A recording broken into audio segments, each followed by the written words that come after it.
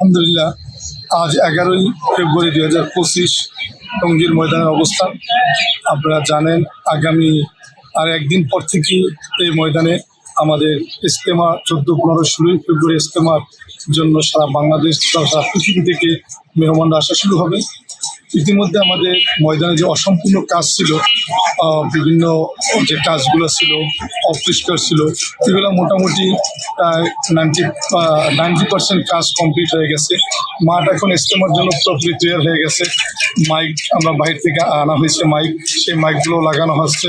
বিদ্যুতের জামাত, পানির জামাত এবং বিভিন্ন নজমের যত জামাত আছে সমস্ত জামাতের সাথীরা যার যার অবস্থান থেকে যার যার জামাতের সাথী পরিপূর্ণ সাথীরা পুরো ময়দানে বিরতিহীনভাবে কাজ চলমান রাখছে। দিন রাত্র 24 ঘন্টায় পরিশ্রম চলছে।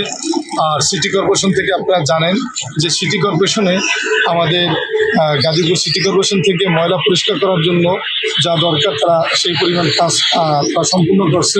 আলহামদুলিল্লাহ, আশা করা যায় আমাদের ময়দান আর একদিনের ভিতরেই পরিপূর্ণভাবে তৈরি হয়ে যাবে। আর আমাদের বিদেশি মেহমানরাও চলমান আসতে আছে তারা। আর আমাদের আমরা পূর্বেও বলেছি এবার ইজতেমা শবে বরাত ইজতেমার বিকার শুক্রবার দিবাগত রাত্রে যে পবিত্র শবে বরাতের রাত্র, সেই রাত্র আর ইজতেমা একসাথে হবে। লক্ষ লক্ষ লোক একসাথে শবে বরাতের রাত্রে ময়দানে ইবাদত বন্দিগির মধ্যে কাটাবে।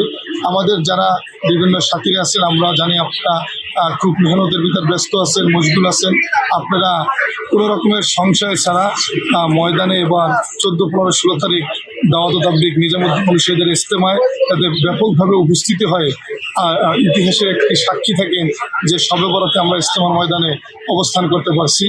আল্লাহ তাআলা আমাদের সবাইকে সঠিক বুঝদান করুক এবং আমাদের সবাই দোয়া করতে করতে এবং আমল করতে করতে আসি। এবারের ইজতেমা যাতে আমলি ইজতেমা হিসাবে পরিপূর্ণ আমলি ইজতেমা হয়, সেই জন্য সবাই দোয়া করি। আসসালামু আলাইকুম।